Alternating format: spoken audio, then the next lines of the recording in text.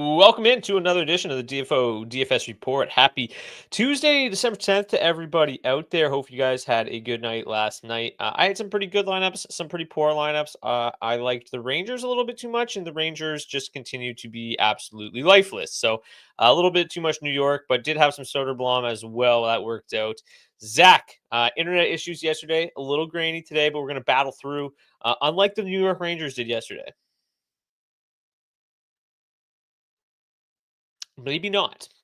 Can't hear you, Zach, but if you can hear me, feel free to go back to the little black box. We have an 11-game slate on our hands today. While Zach figures things out, I will run through the goalies here. We've got Elvis Merzlikins confirmed for the Columbus Blue Jackets. It will be Sam Ersson for the Philadelphia Flyers. The Pittsburgh Penguins will roll with Tristan Jarry. It will be Scott Wedgwood for the Colorado Avalanche. Mackenzie Blackwood still not yet ready to join the team.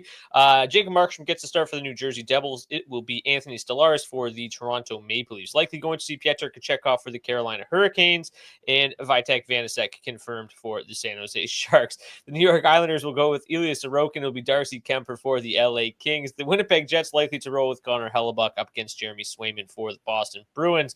Our friend in the little black boxes there. Love to see it. UC Saros projected to get the start for the Nashville Predators. Likely going to see Dan Vladar for the Flames.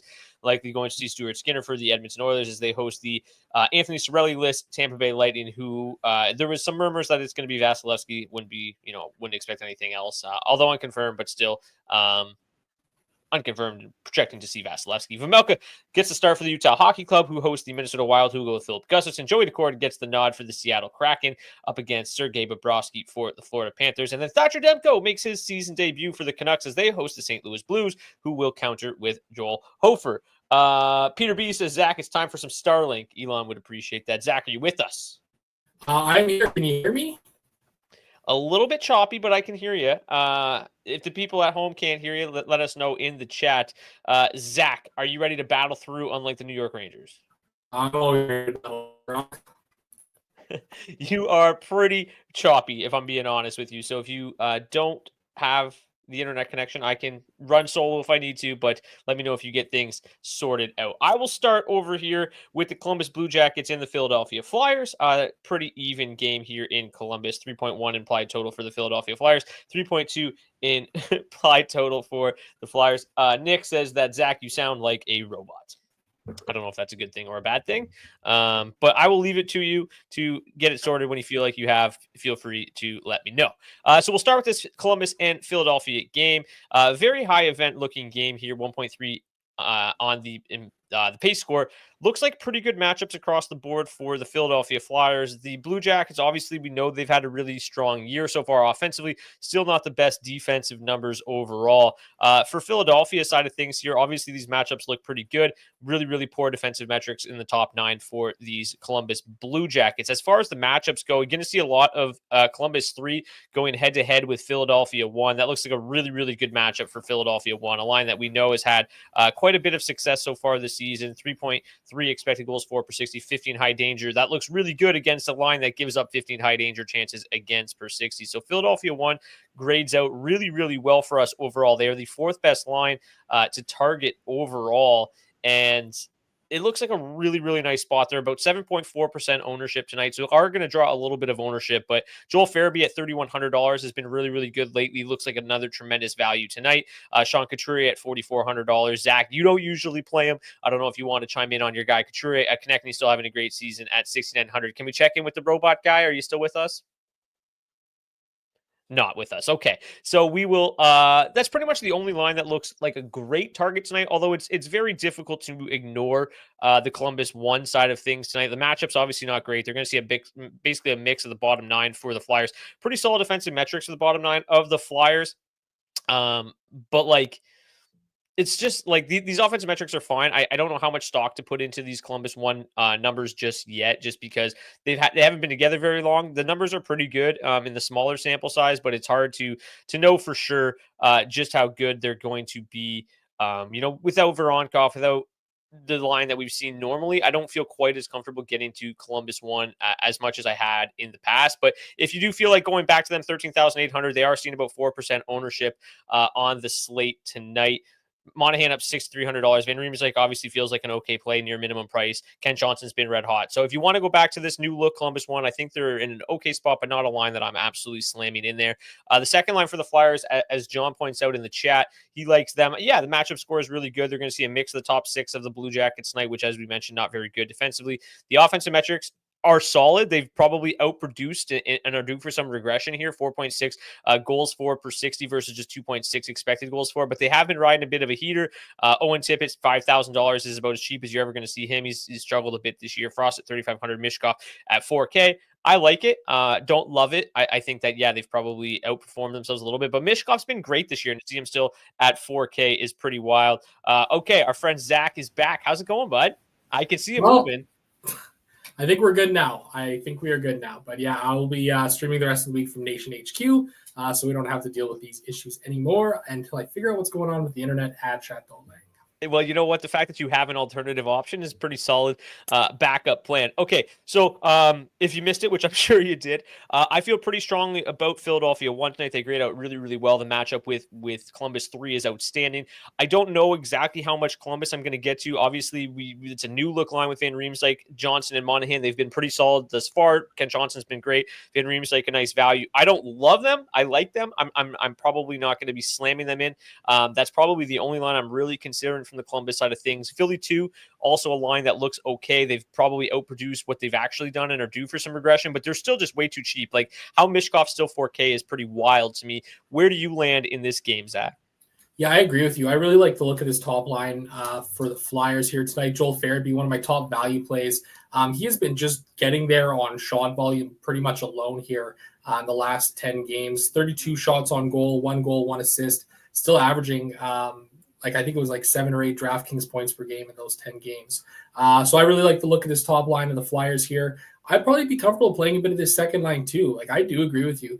It's surprising to see Michkov still at that 4K mark. I think he's a guy who could see that salary start to increase here sooner rather than later. I think the biggest issue with Michkov right now is just not a ton of shot volume there. He is producing offense though. He's scoring at a great clip. Well above his expected goal rate, but still contributing 1.9 assists per hour on top of that. So I like to look at that group there. I don't know how I feel about the Blue Jackets right now. Don't really love Van Riemsdyk up there, although at $2,600, that's some really nice salary relief for a guy who still shooting the puck a little bit, can chip in some offense here and there as well. I'll probably get to a little bit of Columbus one, but I don't think too much. Yeah, Ken Johnson's just been stupid hot, too. I think he's only gone 1 game this year without a point, maybe 2 now. Mishkov, 16 points in his last 14 games, but just 27 shots on goal, shooting 25.9%. So a guy that's been probably fairly fortunate, but is obviously uber talented. So yeah, I think that we're probably pretty much in the same boat in this one. Does have a fairly high total tonight, fairly high pace score. So it does look like a game, obviously, that could be a little bit run and gun. In terms of the power play, both teams look okay, just because both penalty kills have been just downright terrible, 30th and 32nd in the NHL. Neither power play really all that great, though, either. Like, Flyers literally ranked the worst power play in the league over the last 10 games. Columbus, a little bit better at 21st, but still the 6th and 8th best kind of middle of the road power plays this evening. And I think that this game has definitely got some intrigue. There are a few games on tonight's slate that are basically just straight write-offs. So a game like this where it could be high scoring definitely is a little bit more intriguing than some of the other ones we're going to get to. This one definitely has some intrigue as well, with the Pittsburgh Penguins hosting the Colorado Avalanche. The Penguins, pretty sizable road underdog, or home underdogs, excuse me, plus 155, minus 173 for the Avs. 3.7 implied total for the Avs is the second highest on the entire slate tonight. The Avs, obviously a team that have had plenty of success scoring goals. Keeping the puck out of the net has been the real issue, but they're doing their best to address that. Scott Wedgwood coming off a shutout in his last start for the Avs. They just traded for Mackenzie Blackwood. So if they can continue scoring goals, this is a team that obviously looks very, very dangerous. In terms of the matchups for this one, looks pretty good, though. You're going to see a lot of the Pittsburgh top line and the Pittsburgh second line going up against the top 2 lines for the Avs, and then obviously the same on the other side, the bottom 6 basically mixing up against each other. Pittsburgh won. Their numbers are absolutely insane. They average 4.1 expected goals for per 60 and 20 scoring high danger chances. On a smaller sample, just this season, it's like even better than this. It's only like 80 minutes, but I'm like, man, like this is just such an absurd like rate. across the board. So I included last year's sample as well, and it's just this good. Raquel, Rust, and Crosby have just been unbelievably dominant at 5v5. These defensive metrics for the Avs top line are obviously pretty brutal. So this looks like an event, a high event matchup here. Both lines very, very poor defensive metrics, both lines very, very strong offensive metrics. So this looks like a matchup in which these two lines can just absolutely trade chances all night long. And both, I mean, if you take a look at the overall line stack rankings, like they're 1 and 2. So you've got massive ownership coming in on the Colorado one side of things at 12% and literally no ownership coming in on the Penguin side of things. Scott Wedgwood's not really a goalie that scares me all that much. Yes, he's coming off a shutout in his last game, but like on a larger scale, he's never been that great. Yeah, absolutely. And I think this is a great spot here to get in on this Pittsburgh Penguins top line. I mean, projecting for what, 2.2% ownership tonight? I mean, you play them once in a 20 max and you're already double the field, let alone getting them in 2 lineups, which feels like a really, really easy thing to do on this slate. You know, with Colorado 1 and Pittsburgh 1 being the top 2 lines to target, I've got a lot of interest in this game here, man. I think this is a really, really interesting spot. The pace score looks pretty solid here in this game too at a 102. You know, and I think it's worth noting that, like, there's probably some reason to have interest in the second lines of both of these sides as well here, right?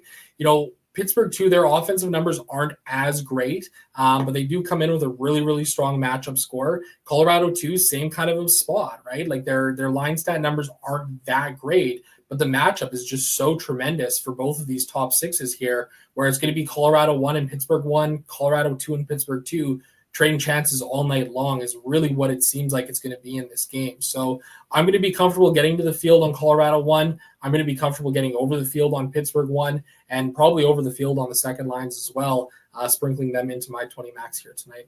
Yeah, definitely looks like a real high event game. I feel a little bit better about Colorado 2 than I do Pittsburgh 2. But Ross Colton at $6,100 really kind of just feeding off what he did earlier in the year feels a little bit pricey. But at just 2% ownership, like Nichushkin at 5K, you could argue that that's too cheap and Colton's a little bit too expensive. So they kind of balance each other out regardless.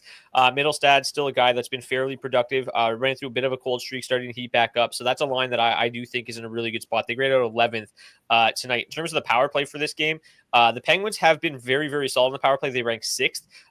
They go up against the 26th ranked PK over the last 10 games in the Avs. The Avs not so great on the power play. But the one issue with the Pittsburgh Penguins power play is that they are very fragmented right now.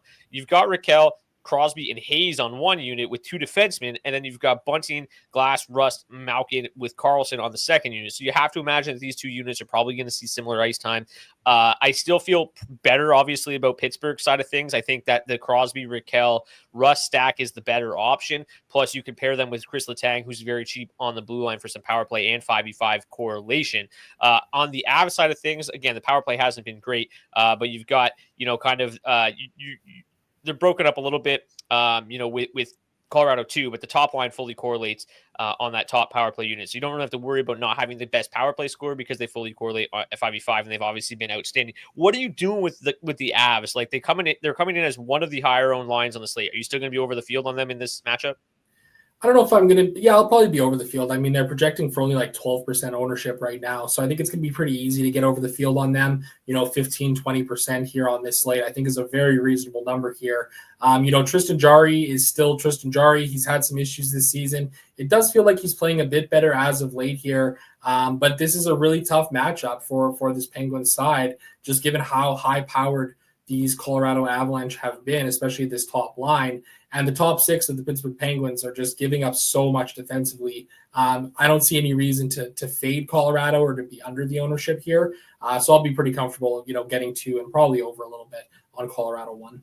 I probably won't share this all that often, but this is a chart that I use fairly regularly just to try to break the games down from all angles. And if you take a look here, you've obviously got the Pittsburgh Penguins and the Colorado Avalanche as 2 of the worst defensive 5v5 teams in the NHL over their last 10 games.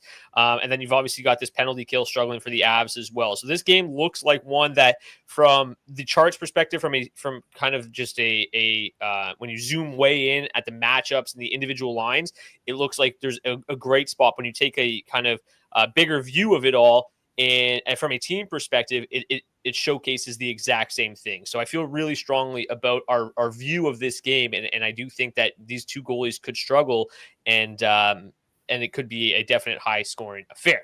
Okay, you've got the Devils and the Toronto Maple Leafs tonight.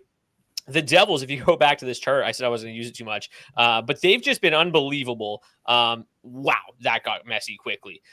They've been unbelievable lately. 3.04 expected goals for per 60, scoring at 0.86 goals scored below expected recently. So a team that's really looking to turn a corner and see some better fate. Just like they've got a 7.6 shooting percentage and a save percentage under 900 in their last 10 games at 5v5. So this is a team that's hoping for better things. And this looks like a matchup that is very difficult, right? It looks like a game that's probably going to be fairly low scoring. The Maple Leafs have been really, really solid this year defensively.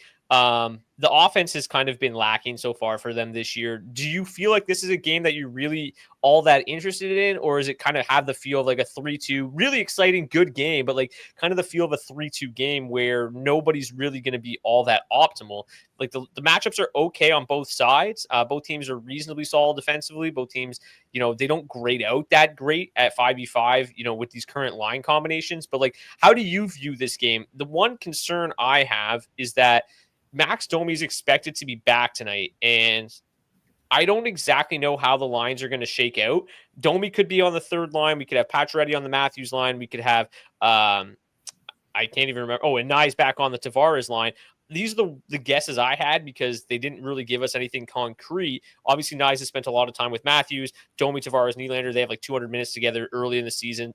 So it's kind of hard to break this one down without knowing exactly how the lines are going to be. Obviously, if Nyes, Matthews, Marner are together, they're a line that's been tremendous this year.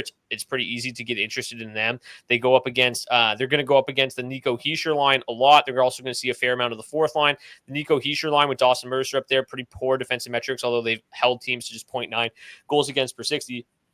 But the fourth line's been really, really good defensively. So how do you view this Toronto side of things tonight?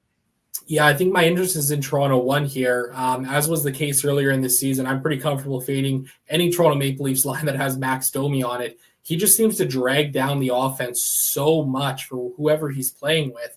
Even when you look at Tavares and Nylander, these guys have been solid playing together. The really good drivers of play when they're there without Domi. But when Domi's there, you take a look at these numbers right there, everything just screeches to a halt. So I think for me, my interest is solely going to be in Toronto 1 here in this game. I think it's an interesting spot from a game perspective as a whole. Both power plays grading out with fairly solid matchups. The Devils coming in with a third-ranked matchup, the seventh-ranked for the Toronto Maple Leafs. So, if you wanted to get a little Tavares and Nylander, you could probably get them through the power play there as well. For me, this Devils side is also interesting as well. You take a look at the defensive metrics aren't that great for the Toronto top six here. Granted, the second line hasn't given up a single goal against here in the sample size you got, but they're also giving up so many shot attempts. And for how potent this Devils offense can be when it really is clicking, they can be a really solid play. I do kind of tend to agree with you, though. I don't know if any of these guys are going to end up being optimal on this slate tonight. It just feels like there's some other spots that are way, way stronger to target. I think I'm going to mix in some Devils. I think I'm going to mix in some Toronto 1, maybe 5% for each of the lines, maybe 10% if I find a build that I really like here. Just because in a 20 max, you want to get some exposure to solid spots. And I think this is a solid spot. I just agree with you, and I don't think that it's going to be one of these games where you get a ton of offense from any one specific line that really is able to be optimal on a slate like this tonight. Yeah, you look at the last 10 games for the Leafs, 2.42 expected goals against per 60 at 5v5, but just 1.6 actual goals against. They have a 940 save percentage at 5v5. Their goaltending has been great. Maybe not the best defensive team. Has been covered up by great goaltending so far this year. But you take a look at the ownership here. The public feels the same way we do, where it's just like it's just every stack in this game. It's not just it doesn't feel that great, but they're also really, really expensive. 21,700 for the top line for the Leafs, 19,500 for the Hughes line. I think that there's probably going to be production from both of those lines tonight, but probably not enough to really set you over the top in this game. It feels like kind of a lower scoring affair. Carolina and San Jose feels the opposite. The Hurricanes really needed this game. They've lost 4 of their last 5. They're going to shuffle their lines up a lot tonight, and it feels like a spot where they're going to probably take their frustrations out on this poor Sharks team and just probably dismantle them. Netchas, Aho, Jarvis on the top line feels like a cheat code.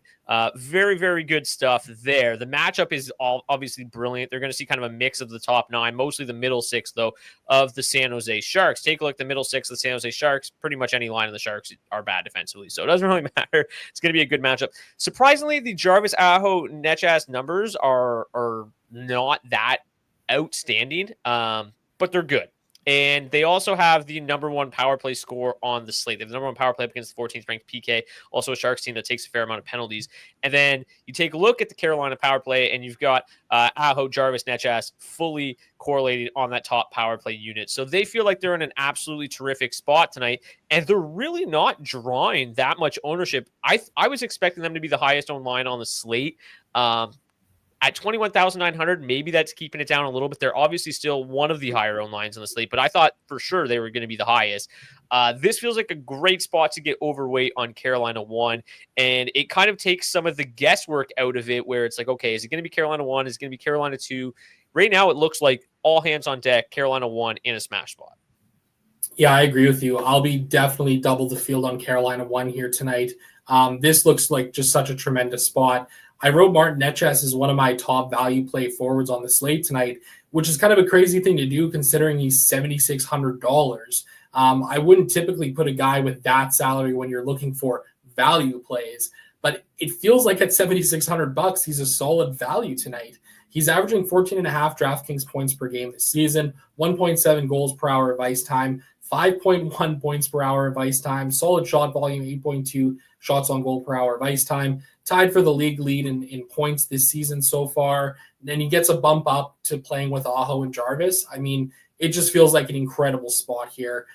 Definitely one that I'm going to be overweight the field on here. And, I've honestly got a little bit of interest in this third line too. Like, I've played and I'm comfortable playing Stahl Martinuk mini stacks on pretty much any slate that they're on because they always grade out very, very well. But now they're getting Andrei Svechnikov down there on the third line too, a guy who's a real volume shooter. I really like the look of this third line here as well, and what I think is an interesting spot. If you're looking to find some value on this slate tonight, they're coming in at only $12,800 to full stack, which I think is a really solid value play here on this slate tonight. So yeah, tons of interest in this Carolina side.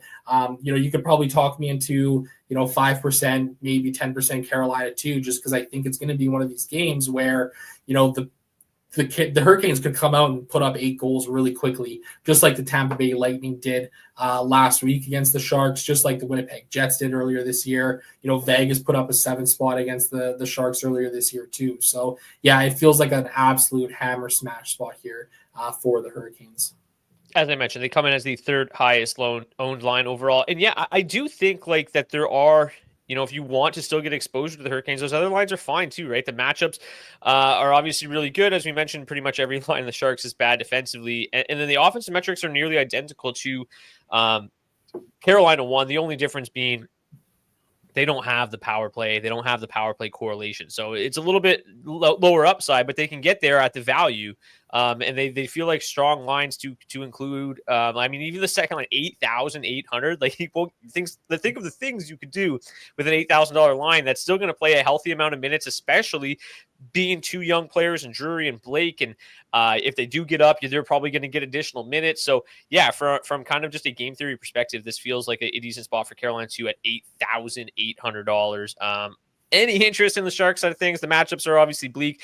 They are expected to go back to Granlund, Zetterlund, Eklund on the top line, which is unfortunate for Celebrini. Obviously, he had tremendous success there over the last couple of weeks. The offensive metrics are pretty solid for San Jose 1, but obviously just an atrocious matchup as they go head-to-head with the Stahl line. I'm assuming you're off San Jose tonight on an 11-game slate? Yeah, I think so. I think if it was a smaller slate, I think I could get there playing some San Jose 1. Peter Kochetkov, he, probable starter tonight for the Hurricanes. He has not been all that great this year from a numbers perspective. 893 save percentage, negative 2.9 goals saved above expected. So he doesn't see a lot of volume. What's really interesting is Carolina just plays such a strong defensive game. How many quality looks are the Sharks really going to get tonight? I don't know. Maybe I'll mix in 5% there, just because I do like that top line there of Eklund, Granlund, and Zetterlund. But man, it feels pretty bleak for the Sharks. I don't really think there's any reason to get to them here tonight. Then let's move on to the next one where we've got the Islanders and the Kings. Do you want to talk about it? Because, boy, I don't know where it's sitting. Let me pull it up right now. This morning, the over-under was set at 5.5, but the under was minus 143, which is, I mean, like, you see the occasional over-under 5 in, like, an old-school NHL playoff game. I haven't seen it a lot recently, but okay, so it's moved up a bit. It's under 5.5 is minus 130 now. So the over's taken a little bit of money, but it's just, oh my God, it's so bad. These two teams are just incredibly slow paced. Both teams very, very good defensively. Both teams very meh offensively. The matchups here are okay on the Kings side of things, but like I just don't think there's any way I get to this game. I do not care. Like under 5.5, minus 130. If the sports books aren't expecting any goals, then I'm certainly not buying any goals here. So I feel comfortable just not talking about this game really at all. The power play matchups are bad. Do you feel the same way? Yeah, I feel pretty similar to you here, man. Like this feels like a really bleak one. Like I think the Islanders top 6, they're solid. Obviously, they're strong at driving play. The best offensive numbers come through them. The Kings side, if I was to play any of this game, I'd probably play some LA3, Zeno Fiala, and Alexis Lafreniere. Geez, total brain fart there. I think they'd probably be the line to play from the Kings side of things if you were getting there. I like them, so I might mix them in a little bit tonight, but it feels really ugly in this game. I really don't think that I'm going to get there all that much. All right, let's move on. I feel, on an 11-game slate, it's good to have a game where it's just like next. Okay, the Winnipeg-Boston game feels pretty similar. The Bruins offense is obviously perked up. We had David Pastrnak questionable. He is going to play the Jets. I mean, it was pretty obvious that the Jets were eventually going to hit the skids. I mean, they were like 12-0 to start the season, something absurd like that. What were they actually? 12, 13, 14, 15-1 at one point. That's insane. Now they're 20-9. The offense is obviously dried up. They've been held to one goal 1, 2, 3, 4, 5, 6 times in their last like 10 games. So yeah, the offense is dried up here. The Bruins are playing pretty well defensively. I don't really have a whole lot of interest in this game. I think for the most part, I'm pretty comfortable saying that both these teams are very good defensively. Both these teams' power plays have been awful. The Bruins' penalty kill has been great. So this is another one that, like, when you look at the over/under, it's low. And these offenses are struggling. Both teams pretty solid defensively. The matchups are bad. Like everything you look at, I mean, look at this pace score. We talked about it the other day. It's like, okay, yeah, we saw 106 the other day. We're like, that's the highest ever. 92.8 might be the lowest ever. So this game feels like an auto pass for me as well. Yeah, I agree with you. I think if there was anybody that I'd have interest in, it'd probably be Winnipeg 1 and Boston 1 at like 5% in my 20 max. But yeah, the pace score 92.8, that is just disgusting. I don't think there's any reason to get there whatsoever tonight. Jake says the Lightning gave them their first big L, and they've been kind of reeling since. And I guess this is one part of these games we should talk about, and we will in a little bit later. But Jake also says he kind of likes Hellebuck, and I think that's how I feel about most of these games, these last 2 games, I guess, where it's like Sorokin looks pretty good tonight, Hellebuck looks pretty good tonight. Those would be the plays that I would talk about in these 2 games more than anything. A little bit nervous that Hellebuck might not see a lot of volume with that pace score, but I mean, he's at a pretty reasonable price tag. What is he actually at? He's at 7,800. And then you've got, who was the other guy I said? Sorokin? Where did he go? 7,400. So like pretty good price tags on both those guys in what should be pretty low scoring games. And they're, home favorites. So yeah, I feel pretty good about those 2 guys in those 2 games. But other than that, they're pretty bad. Okay. This is wild, this game. The Predators and Flames. I mean, what on earth do we do here? I mean, we had Predators own their own head coach. I would bench every player on the roster if I could. That's just goes to show what's going on in Nashville right now. And then now tonight, they're the highest owned line on the slate. And I don't know what to make of it. They're 13%, so it's not like they're outrageous. I think the one thing, obviously, that, and we've talked about it before, cheap lines that fully correlate in the power play, they're going to see ownership. And this is a cheap line that isn't bad. They shouldn't be bad. At 14,600, they fully correlate in that top power play unit. In an okay matchup here against the Flames. But like the Predators just can't score. I said I wouldn't bring this up a lot, but I'm going to bring it back.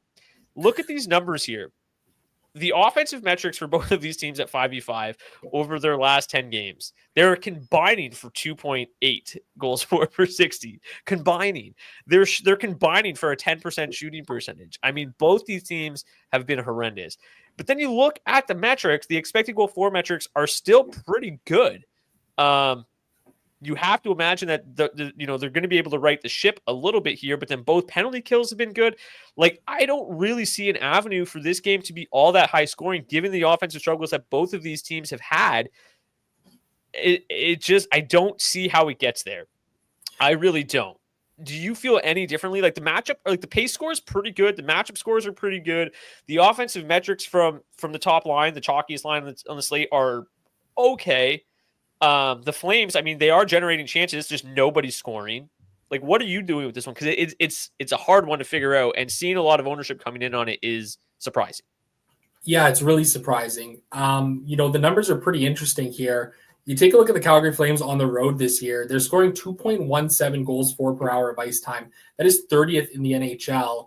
The Nashville Predators, 2.75 goals for per hour at home this season. I think that comes in around 26th in the league. Like, these teams aren't scoring a lot in these situations here, and that's really scary considering Nashville 1 is projected to be the highest owned line on the slate, and Calgary 1 is projecting as the 10th highest owned line on the slate. Granted, the 10th highest owned line is still not a whole lot, 4 or 5%, but still, that doesn't quite feel right to me here in this game. In the same breath, you look at it, it's got a 105 pace score. Like, these teams are going to be just flying up and down the ice. Nashville 1, the nice thing I guess you get with them between Forsberg and Stamkos is some shot volume. Philip Forsberg, 11 shots on goal per hour of ice time. Stamkos, 7.9. They're both shooting below previous career averages. I guess that's a reason to kind of play this Nashville 1 side of things. Gustav Nyquist, $2,900. Like, I just don't understand what he does to continue deserving time on the top line. Granted, when it's Ryan O'Reilly up the middle, like their metrics are solid, so I guess he's helping drive play, but he's just doing nothing productive out there on the ice from a DFS standpoint. You look at the Calgary Flames, and the offense is just completely dried up for them right now. They haven't scored over 3 goals in a game in like their last 25 or something like that. Ridiculous.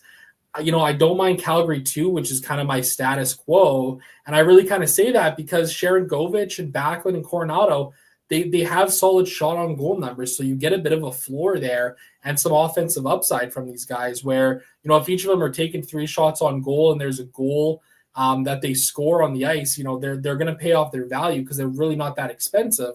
But, like, man, it just looks really, really bleak here because Nashville 1 grades out as the 12th best line on the slate. Calgary 1 grading out 28th on the slate. Calgary 2, 30th. I don't know, man. Like, I don't really know how I can get there in any big, meaningful way. That being said, Nashville 3, they're back together, Brock, and that's a trio that we've targeted in the past, or a duo, I should say, between Novak and Evangelista. I don't know, man. This feels like a game that I'm probably going to be fading pretty heavily, I think. Yeah. I looked it up while you were chatting there. Yeah, the Flames haven't scored more than 3 goals since their 3rd game of the season on October the 13th. They have reached 4 twice since then, but both via the shootout. So that's tough. Saros looks like a great play. If I am going to play this game, it does feel like it's going to be on the Nashville side of things. I think that Nashville 1, I'm going to have some exposure. I don't even know if I'm going to get to the field, though. I do think I'm going to have some. Like, Stamkos at $4,700 feels fine. Forsberg at $7,000 feels fine. I don't love it, but, like, I'm willing to accept it because they are going to play big minutes. They are going to be on that top power play unit. The power play unit does not have a very good advantage tonight. It's not been great, but, like, the price points feel okay. And then, yeah, I mean, Nashville 3 is insane. And I thought maybe that a lot of this was just based on last year's numbers. It's not. They've been just as good this year. They aren't scoring, but their metrics are ridiculous. They are 100% minimum priced. All three of them are $2,500.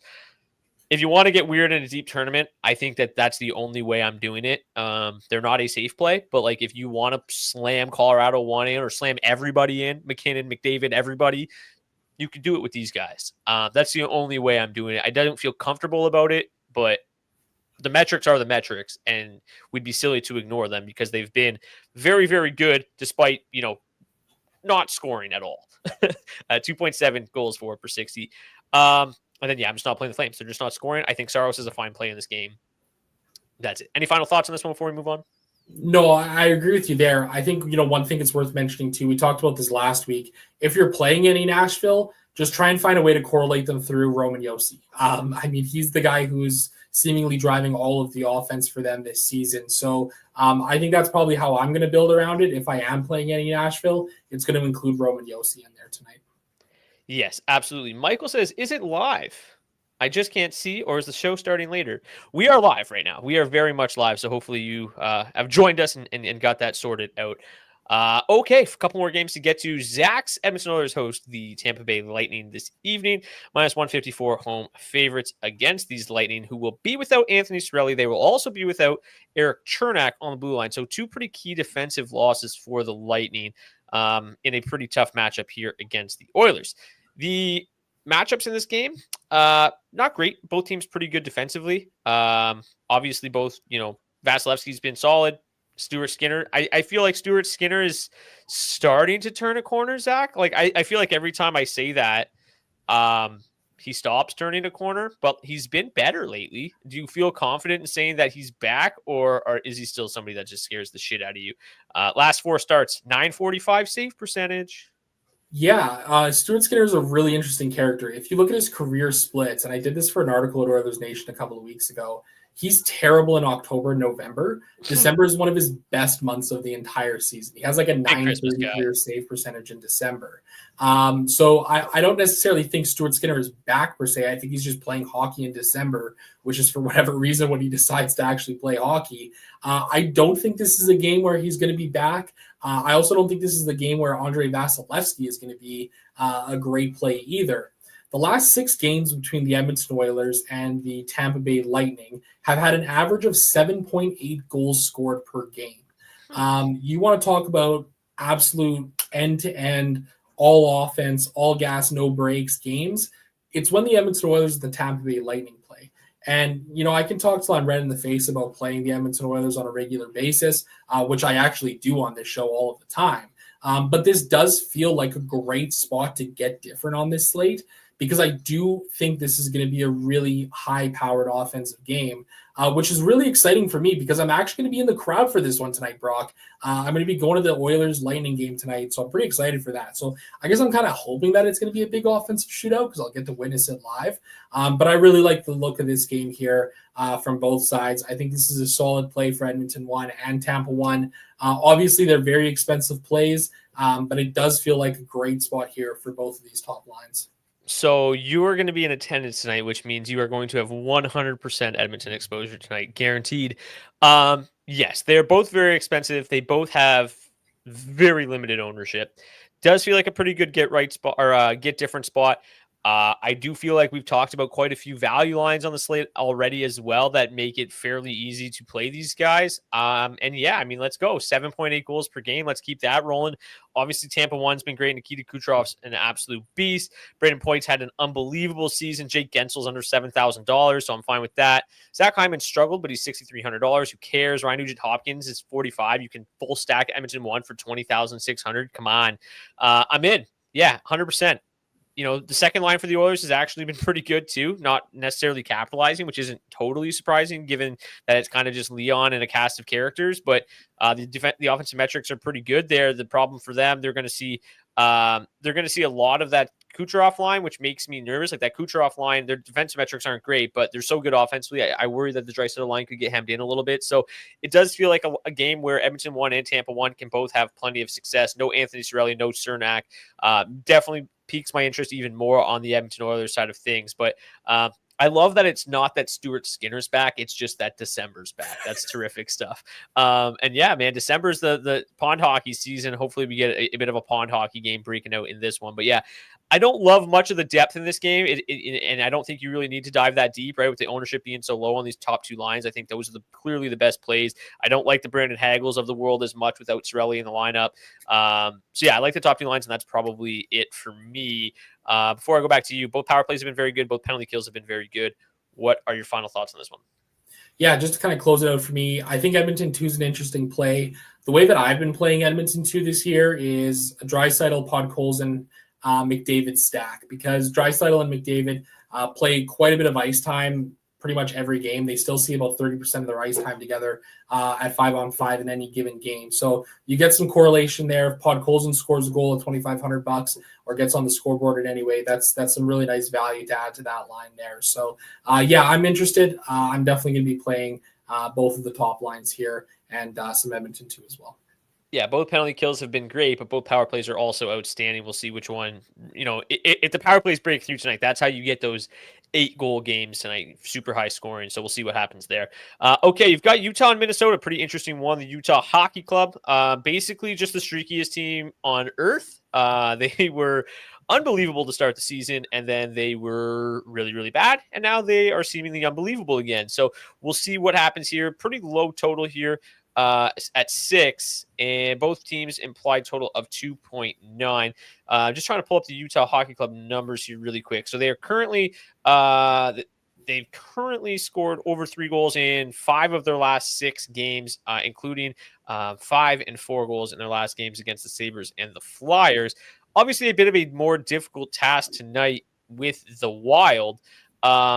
The Wild maybe not quite the same team, obviously, without Joel Eriksson Ek and Jonas Brodin, not quite as good defensively, but the matchups are still pretty poor across the board for Utah, pretty strong across the board for the Wild. I mean, this Utah team, as good as the offense has been, the defense has bone so-so. It's been not terrible, not great, definitely better recently.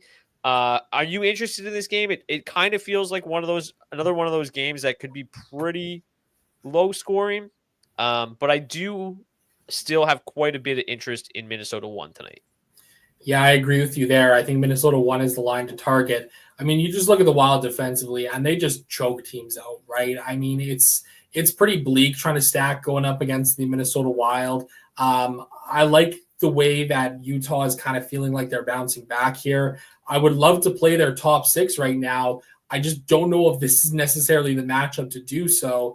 It feels like a really tough spot for them here. Philip Gustafsson has been absolutely incredible this season for the Wild. You take a look at his numbers, 20 games played so far this season, a .931 save percentage, and 17.6 goals saved above expected. He's been one of, if not the best goaltenders in the entire NHL this season. So I really don't like the prospect of Utah going up against them here tonight. But Minnesota 1, I like the look of them. I mean, they've been awesome so far this season. Kirill Kaprizov, thankfully he is healthy. After that knee-on-knee collision against the Oilers a few weeks back. Marco Rossi, I mean, he feels like a guy who's really starting to heat up here for the Minnesota Wild. His last 10 games played, 4 goals and 9 points, averaging 10.5 DraftKings points per game. At $4,000 salary, that is a great number there. We always talk about how difficult it is to find cheap centers in really, really great spots.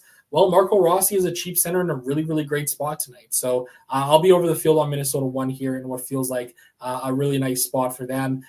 With Karel Vejmelka getting the start, he's had some issues going up against the Wild in his career so far. Feels like a nice spot here for the Wild top line.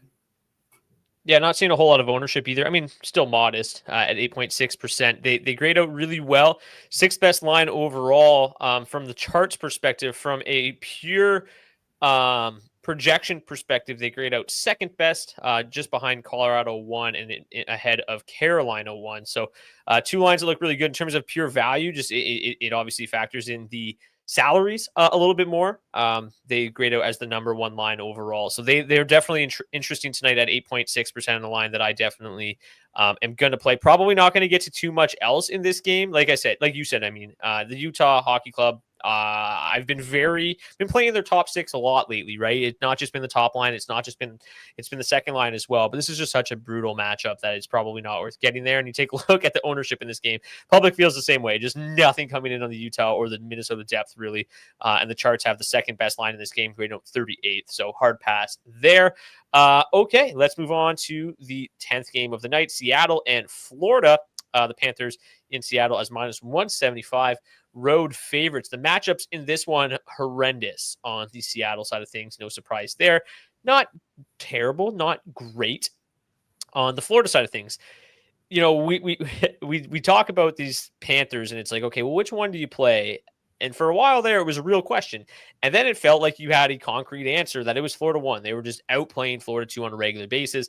And then just when you thought that Florida 2 was out of it, they rear back in a big way. They had an unbelievable week last week. And now they have the slightly better of the two matchups. Their offensive numbers not quite as good with Jesper Boquist instead of Carter Verhaeghe. It's kind of just like Bennett and Tkachuk on an island there. So do you still lean towards Florida 1 with Verhaeghe on that top line tonight? I actually lean a little bit more towards the second line. I think this is a really nice spot for them. You know, you take a look at the matchups here. They're going to see 47% of their ice time against the top line, but they're going to see about 27% going up against the second line of the Seattle Kraken, which has been their worst defensive line so far this season. I don't know if 27% of their ice time against the second line is going to make a huge difference, but it's going to be the slight tiebreaker for me in terms of picking a favored line here. You know, Matthew Tkachuk has been absolutely awesome in this last stretch here. Last 10 games played, 6 goals, 19 points. He's averaging 19 DraftKings points per game over that time at $7,500. That is a really, really nice price point right there. Sam Bennett, you know, he's been a point per game guy in his last 10 as well, or 4 goals, 9 points rather, averaging 12 DraftKings points per game. So they're getting there right now. It feels like a nice spot there where, you know, Florida as a whole is like seeing absolutely no ownership on this slate. And I guess I get it because the public perception of the Seattle Kraken is that they're a really solid, stingy kind of defensive team that'll kind of play a slow game and choke you out. But these Florida Panthers kind of feel like they're rolling right now. I don't entirely mind this spot at all. I don't think I'm going to be going crazy on ownership or anything like that here. But again, it's pretty easy to get over the field on Florida playing one Florida 1 and one Florida 2 lineup, considering they're both projecting for, 2-3% ownership. Yeah, you're going to make me bust out the team chart again. Speaking of the Seattle Kraken, pretty poor defensive metrics as of late. The goaltending obviously an issue, but still 2.4 expected goals against per 60 is not. Great number at 5v5, and then the penalty kill. I mean, my goodness, just atrocious. You take a look at the Panthers tonight overall. The number 2 power play advantage on the slate. They're number 3 power play going up against number 29 ranked PK. I'm all in on Florida tonight. I think this is a great spot at getting them at low ownership. This top line is just 3.6%. Looks like, there's a bunch of other really, really good $22,000 lines tonight in good spots, but this one's coming in seriously low owned, about half the ownership of those other ones we've talked about. They feel like they're in a great spot. They fully jam that top line together. They fully correlate on that top power play unit. I don't mind going with a Florida power play stack, get Tkachuk in there too, whatever we need to do. I just don't love Florida 2 because I still don't feel great about paying $6,200 for Sam Bennett. I didn't mind it when it was like a Tkachuk and Verhaeghe mini stack. I just don't feel like paying that price tag for Sam Bennett. I think there's much better plays at center for much cheaper. So for me, it's probably going to be Florida 1 and then maybe Tkachuk as a one-off in other lineups. He feels like a good one-off play, but I just don't think I can really get there. I don't trust that line. They grade out 39th overall. With Jesper Boquist up there, there's just not as much jam on that line as when you've got another, elite forward like Carter Verhaeghe. So for me, it's Florida 1 and then maybe some Tkachuk one-offs, but I feel great about this Florida 1 side. I feel great about the power play. The underlying metrics are really, really good at 5v5. They're still probably due for some positive regression there. And then the matchup's not quite as good, right? They're going to see a lot more of the third line of the Seattle Kraken, which the third line's been very, very good defensively. The top line's been good, but they're a tough line to slow down. And then anytime that they step on the ice for the power play, they're probably going to convert tonight. So really, really like Florida in this one. Any final thoughts before we move to the final game of the evening? Yeah, I love building around the power play here. Third best power play in the league right now, second ranked on the slate behind only Carolina, going up against the 29th ranked penalty kill for the Kraken. Feels like a really great spot to build around the Florida Panthers tonight. Final game of the night, you got the Vancouver Canucks hosting the St. Louis Blues. Thatcher Demko makes his return to the crease, his season debut for the Canucks. Pretty good matchups for the Canucks in this one. The top line specifically has a nice matchup against the St. Louis top six. Not great matchups on the other side for the St. Louis Blues. Obviously, the Canucks have been pretty boring this year, which is funny because they were so high-powered and offensive last year, and then this year, nothing offensively, really. They've been in their last 10 games. Here we go. Let's go one more time to the team chart. 1.75 expected goals for per 60 at 5v5. Atrocious power play numbers as well. Well, in terms of expected goals at the very least. 9.97 goals scored above expected with an 11.6% shooting percentage. So their hot streak looks a little bit suspect. And then you've also got this St. Louis Blues team, which, maybe the numbers are a little bit of a lie for them too, but they've been better defensively. Jim Montgomery's made a big difference for them. This game as a whole doesn't feel like one that I have a whole lot of interest in. It feels more defensive than offensive for sure. The one line, though, that does pique my interest a little bit, maybe there's a couple lines, but I think St. Louis 1 is really a line that I'm looking at tonight. They grade out 9th best overall at just $12,400. It's a really nice price tag for a line that their offensive metrics are outstanding.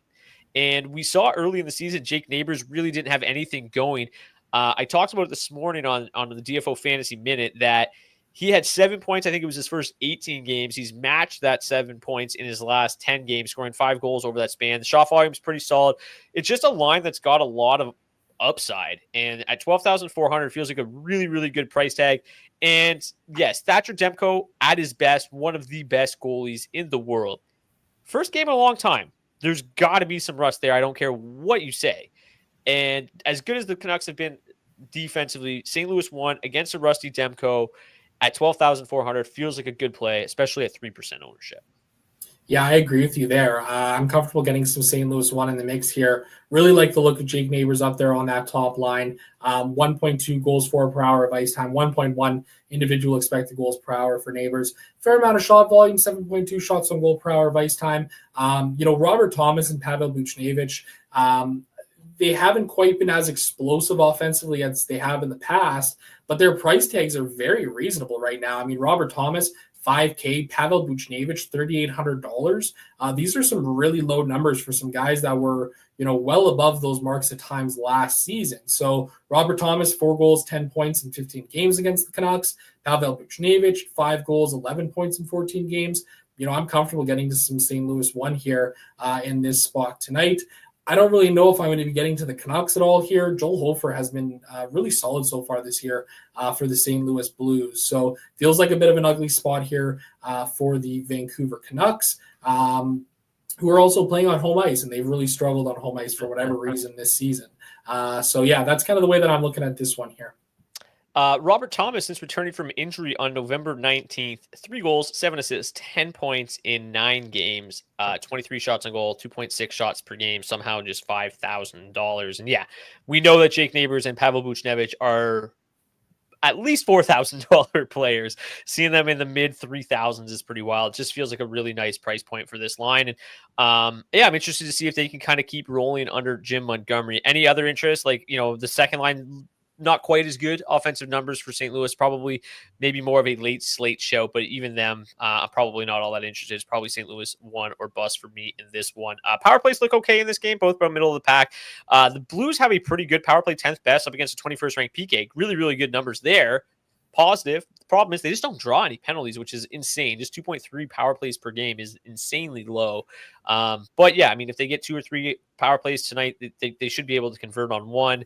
You've got that top line fully correlating on that top power play unit as well. You got Thomas, Buchnevich, Neighbors. Just another reason to like them tonight. Any final thoughts before we move to the defenseman goalies and the hat trick pick challenge? No, let's talk about some defensemen. Here we go. Blue liners tonight. Here's the ownership. Chris Letang, Jared Spurgeon graded out as the two highest owned defensemen, followed closely by Cale Makar, Roman Josi, Devon Taves, $3,700. I really like Shane Gostisbehere tonight, $4,800. Talked about him a little bit a couple weeks ago. Just a guy that, had a really, really, really good start to the season, cooled off, and has started to heat back up a little bit recently. So I like him at $4,800. I like those other chalky defensemen, to be honest. Spurgeon looks like he's in a really good spot tonight. Letang, I talked about him already being a nice pair with that Colorado or with that Pittsburgh top line. Feel like he's okay. Brady Shea, 3,300 is fine. Devon Taves, sure. Scott Mayfield's a game time decision tonight, so I would imagine if he doesn't play, extra minutes will go to guys like Ryan Pulock, despite that being just like the ugliest game ever. Still feel good about a guy like Brett Pesce, Luke Hughes. Those guys, just their price tags don't jump up at all. They've been pretty solid. Your guy, or I guess our guy, Dante Fabro, he's still just been really, really solid. $3,400. He's starting to get a little bit more expensive. Declan Chisholm's a guy that I really like as well. He's playing, for 19 minutes tonight at minimum price. Can't really go wrong there. Anybody else that really sticks out to you on the blue line as we get down to the nitty gritty? Yeah, Jared Spurgeon and Brett Pesce were my two top value plays of the day on the blue line. Also like the looks of Mario Ferraro, Nick Seeler, and Calvin DeHaan. The latter two specifically just doing tons of things when they're out there on the ice. Not projecting for a ton of minutes tonight, around 15 minutes of ice time, but they look to be really solid plays. They get there on volume on a pretty regular basis. Those are some of the guys that I'm really liking on this slate tonight here. Brady Shea, $3,300. He's popping in the value charts, but I cannot seem to get him right. It feels like every time I play him, he does absolutely nothing for me. So, yeah, Jared Spurgeon at $3,900, though, he might be my highest owned defenseman on this slate. Yeah, every time I do projections, I think that Brady Shea is just completely broken my model because he's always up there, and I'm like, what is he doing? But he's just kind of just solid, but never really has like a breakout game. So he projects okay.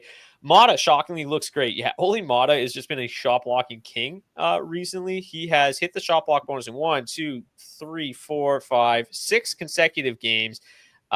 He's had some 4, 5, 6 block games in there. Gets there basically on shot block volume alone. But he's definitely a guy that's probably going to spend a lot of time in his own end and block a lot of shots again tonight. Okay, let's get to the goalies. Talked about my favorites a little bit already. I think UC Saros is great. I think Connor Hellebuyck is great. I think that Philip Gustafsson is great. I think that, where did he go? Ilya Sorokin is great. And probably Joel Hofer. That's probably where I will live tonight. How about you? Yeah, I think you're living in my mind because I was thinking about the exact same guys here tonight. I like the look of those guys. Thatcher Demko, I'm going to pass on him at $8,400. That is just too expensive coming back from $8,700 on FanDuel. Oh God, that's gross. I'm not getting there tonight. Peter Kochetkov, $8,500. Just too expensive for me considering he's not been all that great. He's going to see probably no shot volume here tonight. Philip Gustafsson might be my favorite play on the slate tonight. I think he should see a fair amount of shot volume. Nothing too dangerous though. That's probably the range that I'm going to be living in though. Gustafsson, Hellebuyck, Saros. I like those guys a lot here on this slate. I feel like an honorable mention to Jeremy Swayman at $7,600. The Jets just offense has cooled off pretty considerably. So I think he's okay, but probably not a guy like I'd probably just go down $200 to Ilya Sorokin at that point. Okay, let's get to today's hat trick pick challenge. If you want to participate in today's hat trick pick challenge, drop your hat trick pick in the comment section of the video on YouTube to participate, and it is free to enter. If your player scores a hat trick tonight, we will get you a $25 gift card to nationgear.com. So make sure you drop nationgear.ca. Make sure you drop it in the comment section of the video, not the live chat, to be entered. My hat trick pick, since I won yesterday's head-to-head, I'm on an absolute heater, is going to be, give me Seth Jarvis. Just absolutely love Seth Jarvis's game. Carolina won in a smash spot tonight. Give me Seth Jarvis. Let's go. We're going to go dueling Carolina 1 picks. Martin Netchas with the Hattie. Damn, I was really hard to pick between those two. I went with Seth Jarvis. I feel like Netchas is a really strong pick. I almost had our first hat trick pick winner in a long time the other day with Austin Matthews, but he couldn't get the empty netter. It's been a while.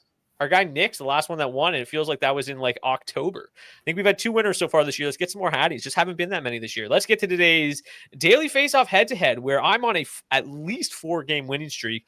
The record is 20-18 on the season now. I went with the full Carolina one, Aho, Jarvis, Netjaz, along with Shane Gostisbehere. Then I just went with some of my favorite value picks of the night. I don't love the chalk that you see on Nashville, but at $4,700, I feel like Stamkos is a reasonable play up against Dan Vladar tonight. He's going to see a lot of minutes.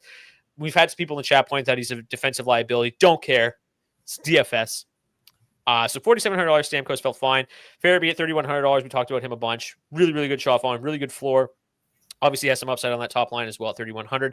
Marco Rossi, really like him at $4,100. Really good spot. He played 19 minutes the other night with Kirill Kaprizov. Love that. Paired him with Jared Spurgeon on the blue line. Some top power play unit correlation as well. Left me with exactly $7,400, which easy to squeeze Ilya Sorokin in there. So, Zach, before I go to you, it's been 1 hour. We have over 950 live viewers right now. If you're watching on YouTube, please smash that like button for us. Really trying our best here to grow this new channel. So the likes, the subscribes help a ton. If you don't want to ever miss an episode, make sure you subscribe as well. But, we're out here every day for you guys, trying to do our best. If you could just do a little bit for us with smashing that like button, that would be much appreciated. Still haven't got to 100 likes on a video yet this season. Very disappointed that we are at December 10th and still haven't hit that threshold yet. So if you could take a moment, smash that like button, would be much, much appreciated. And Zach, who'd you got in your lineup tonight? Yeah, one with a bit of a jam him in route here. Sebastian Aho, Martin Netchas. Really like Carolina one here in this spot tonight. Had to get my Connor McDavid in there, $9,800. Found a way to fit him in. Going with a little bit of some Nashville 3-2. Tommy Novak, Luke Evangelista. Gonna need a goal from those guys. I hope here tonight on this slate. Joel Farabee looks to be in just a great spot here at $3,100. The exact same defenseman as you, Gostisbehere for the correlation there, and Jared Spurgeon just because he's a great play on this slate tonight. And then went the UC Saros route tonight, $7,900. Liked the look of him on this slate tonight. And that is going to do it for this edition of the DFS Report. A couple of housekeeping notes. Smaller slate tomorrow. Me and Zach will be back at 4 p.m. Eastern, like we always are or try to be. And thanks to our friends at rotogrinders.com for providing us with projected ownership for today's show. If you want to get $20 off your first month at rotogrinders.com, their NHL premium package, you can click the link in the description of the video on YouTube to get $20 off today. Take everything you learned on today's show and throw it into their optimizer and build the optimal lineup. And lastly, make sure you join our DFS Discord, growing by the day. That link is also in the description of the video on YouTube. We run a DraftKings contest with our Discord users. We also just are in there chatting all day long. I sometimes, especially on the weekends, I do provide, I don't do the charts on the weekends, but I do try to provide some projections and some helpful tips along the way over the weekend. So join that if you are so inclined. And thank you guys so much, as always, for tuning in. See you guys back here tomorrow. Hopefully you return with more money in your bankroll tomorrow than you had tonight. Best of luck. Until then, cheers. Cheers.